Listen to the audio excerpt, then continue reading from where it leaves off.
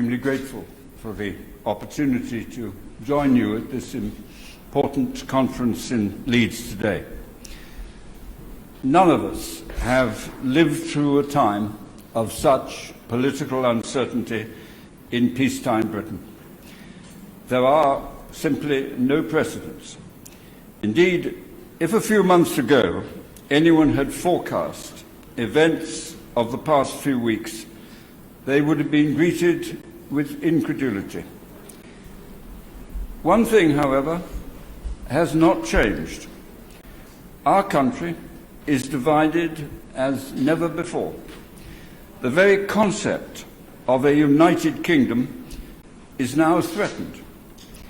Every family, every community, every political party argue, debate, and fracture. People criticise Parliament for its indecision, but the stark fact is that Parliament is doing its job. It reflects what is happening across the country. There is no agreement in Parliament because there is no agreement in the country at large. Theresa May could find no way to unite the country, and Boris Johnson inherited that problem. But one thing, however, has changed. The essence of Mrs. May's approach was one of reason, of persuasion. She began by handing the three most relevant offices of state to hardline, committed Brexiteers: Boris Johnson, David Davis, Liam Fox. They held their jobs long enough to become familiar with all the arguments, explore all the solutions, consult across the four corners of the globe. Two of them left and have offered no credible way forward. The third, Liam Fox, was sacked by Boris Johnson, and he had no solutions either. Theresa May's departure led to a leadership battle in which the old, familiar version of a glorious new era of world leadership, freed from Europe's chains, was dangled tantalizingly before the wafer-thin electorate of elderly white members of the Conservative Party. I said one thing had changed. One thing. A ruthlessness has been injected into the conduct of affairs. A cabinet reshuffled to exclude debate. Employee in Downing Street marched to the door under police escort, having been sacked without a semblance of proper procedure. Parliament prorogued to stop it exercising its constitutional responsibilities to hold the government to account. Europe threatened with the calamity of no deal. The Conservative Party mobilised to fight a bitter and divisive election. 21 members of the government sacked for behaving under Boris Johnson's government as he and his colleagues behaved under Mrs. May.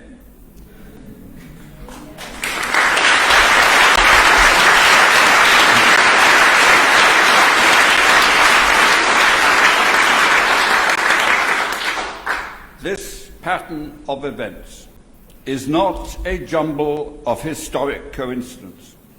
This pattern is deliberately planned and contrived to force a future on the British people for which there is no mandate.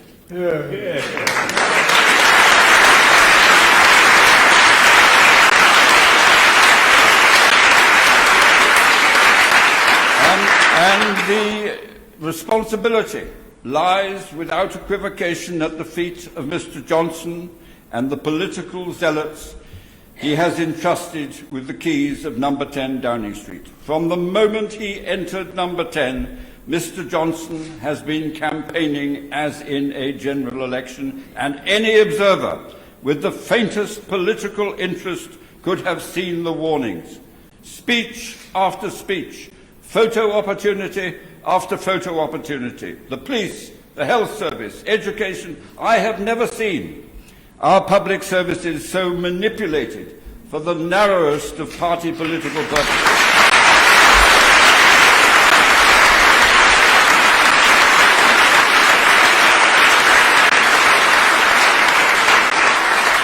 And so blatant has it become that even the police themselves have now complained that they are being used as puppets in this game.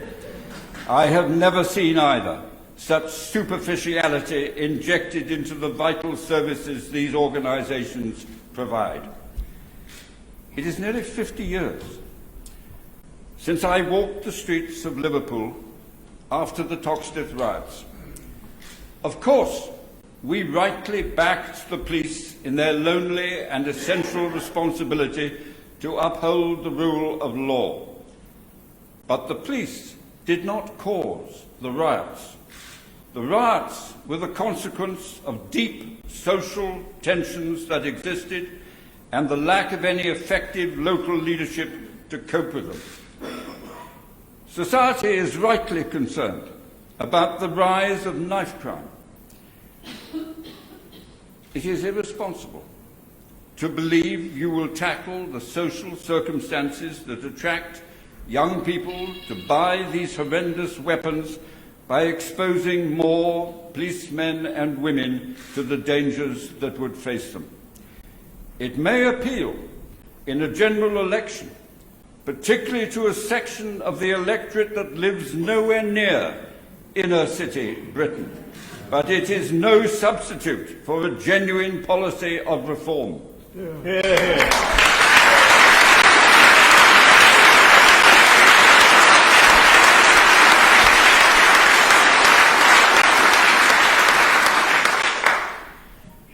We should be concerned about the standards of parts of our education system, but the present funding arrangements deliver excellence and high standards in every community and in every part of our country.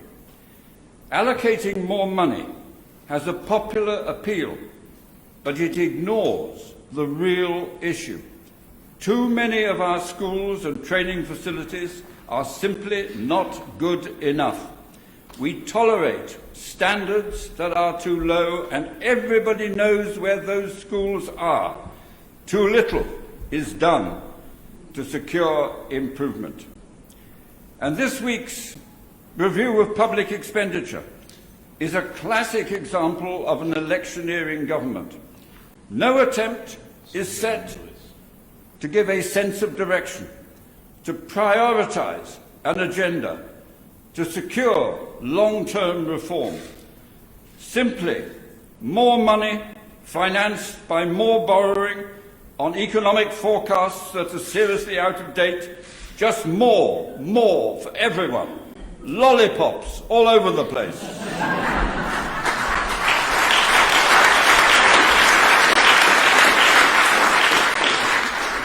All this against a background of an economy poised on the verge of recession, a currency seriously devalued, manufacturing, construction, service industry optimism at depressing levels, and yet the same Brexit delusions are ever more loudly proclaimed.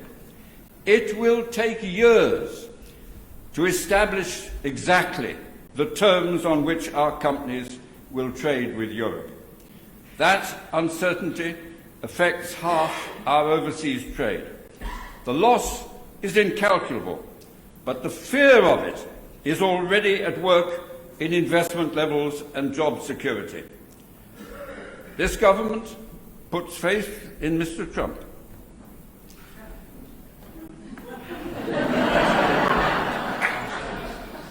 There is no certainty that he will even be president to preside over any deal. But even if he is, Congress certainly will be there. And the only deal that Congress will pass is an America First deal. And I make no complaint. That is reality. Line by line, comma by comma, the most pork-barrel system on earth will fight for American jobs, American companies, and American self-interest. And so it will be with every other deal we try to negotiate. But whilst Europe will negotiate its new deals with the economic muscle of 450 million consumers and investments behind them, we will have diminished our bargaining strength in an act of self-imposed weakness. India, they will open their trade talks with discussions about our immigration policy. China will ask for our views about their policy on Hong Kong. Everybody, everywhere, will offer great deals to their benefit, but to our expense.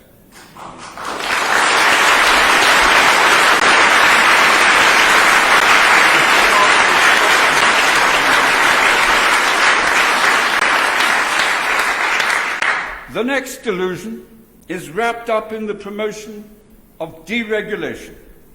From the white cliffs of Dover to the most remote of Scottish Isles, our new freedoms to govern ourselves will be inflamed in bonfires of controls. So they say. How liberating it will be, so they say. How energizing will be the new wind in our sails, so they say. But how curious that when one asks what rules they will change, what regulations will be obliterated, what doors thrust open, there is a curious silence. When Boris Johnson told the DUP conference in Northern Ireland, intruded in our affairs to control noisy lawnmowers. So what paradise on a Sunday morning had he in mind, as suburban Britain is noise polluted by some noisy, cheap lawnmowers from housing estate. Well, Boris has one great advantage. He has no neighbours near him to pollute his Sunday mornings.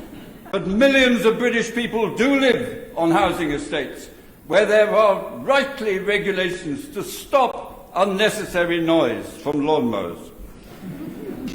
So their refusal to answer the question is very understandable, because they know, and we know, that civilization is built on regulation. Yeah.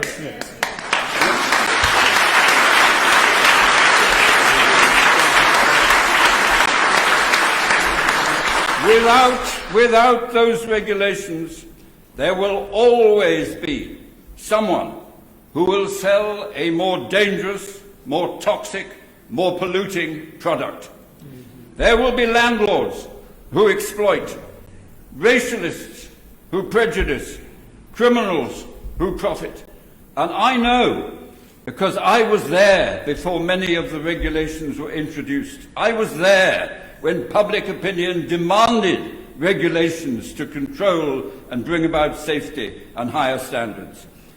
And I also know some of those people most strident in their clamour for the regulations to go. So be very careful what you vote for, because freedom for the few can very easily become the tyranny of the many.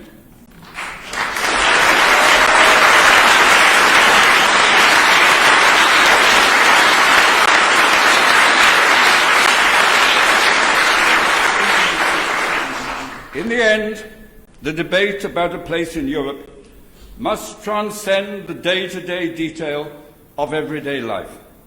Of course, that is important in exercising a judgment. But we have to decide what sort of people we are, what role we believe our country should play, what inheritance we pass on. I lived through the Second World War. I shared the aspirations of a new generation that passionately believed it must never happen again.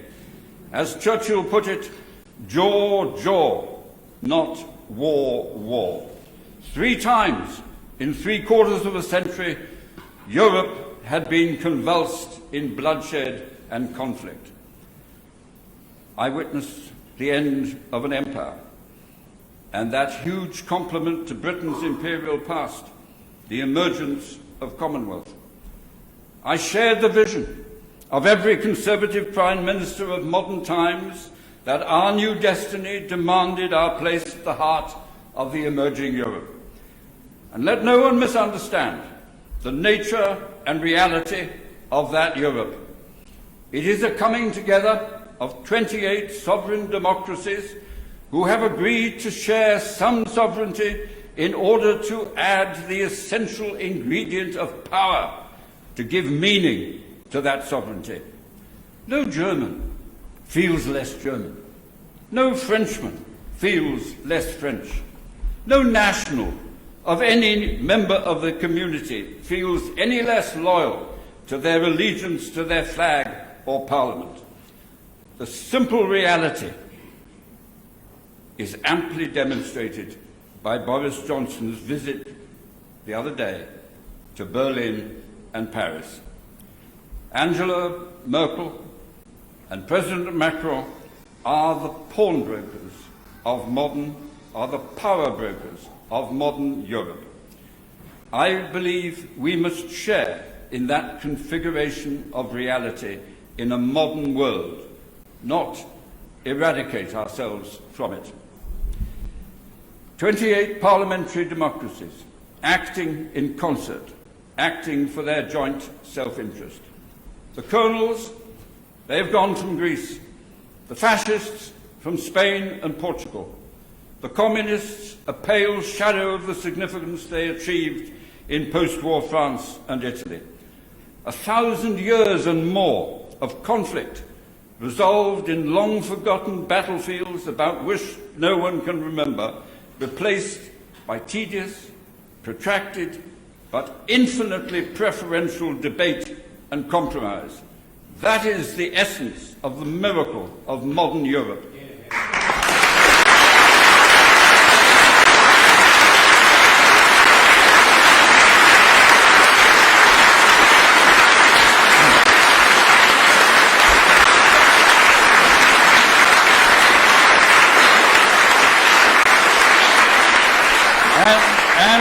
And we cannot escape from the realities of that world.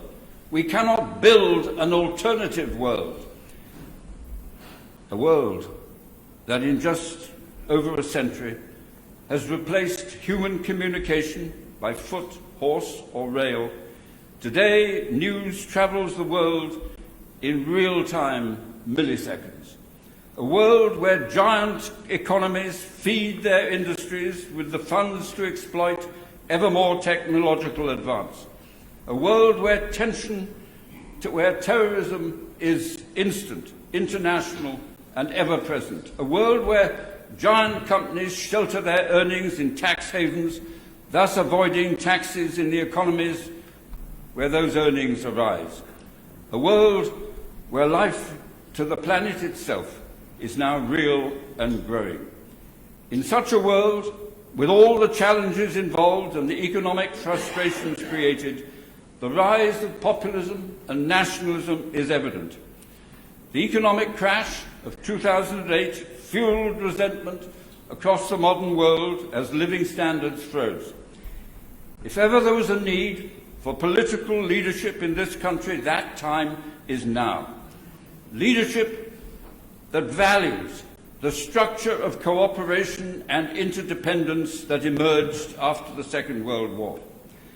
A structure that created for us a unique role in 3 pillars of our world: Commonwealth, a close friend of the United States of America and a leading member of the modern Europe. We did not achieve this by divine intervention and simply not by luck. It was the consequence of generation after generation of skilled and enlightened British statesmen and women who crafted for us a leading role on the world stage. And we must strive, with all the resource at our command, to prevent its destruction in one cataclysmic act of folly by a government oblivious to our past and indifferent to our future. Thank you.